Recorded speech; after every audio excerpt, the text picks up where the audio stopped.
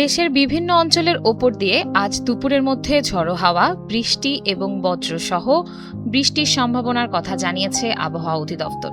বৈরী আবহাওয়ার আশঙ্কায় কয়েকটি অঞ্চলের নদীবন্দরকে ১ নম্বর সতর্ক সংকেত দেখাতে বলা হয়েছে।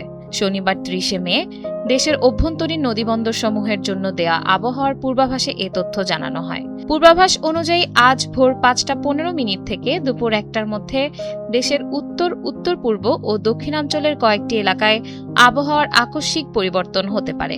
আবহাওয়া অধিদপ্তর জানিয়েছে, রংপুর, ময়মনসিংহ, বরিশাল, নোয়াখালী ও সিলেট অঞ্চলের ওপর দিয়ে পশ্চিম অথবা উত্তর পশ্চিম দিক থেকে ঘন্টায় ৪৫ থেকে ৬০ কিলোমিটার বেগে অস্থায়ীভাবে দমকা কিংবা ঝড়ো হাওয়া বয়ে যেতে পারে।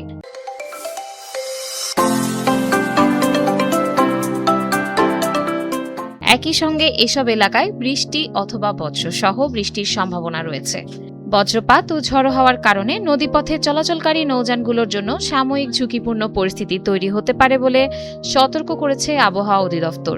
এ কারণে সংশ্লিষ্ট এলাকার নদীবন্দরগুলোকে ১ নম্বর সতর্ক সংকেত দেখাতে বলা হয়েছে। পাশাপাশি নৌযান চালক ও যাত্রীদের প্রয়োজনীয় সতর্কতা অবলম্বনের পরামর্শ দেওয়া হয়েছে।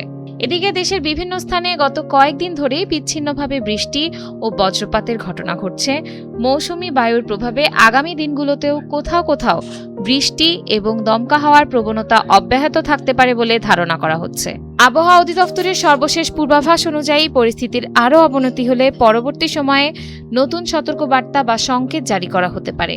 তাই সংশ্লিষ্ট অঞ্চলের বাসিন্দাদের আবহাওয়ার সর্বশেষ তথ্যের দিকে নজর রাখার আহ্বান জানানো হয়েছে।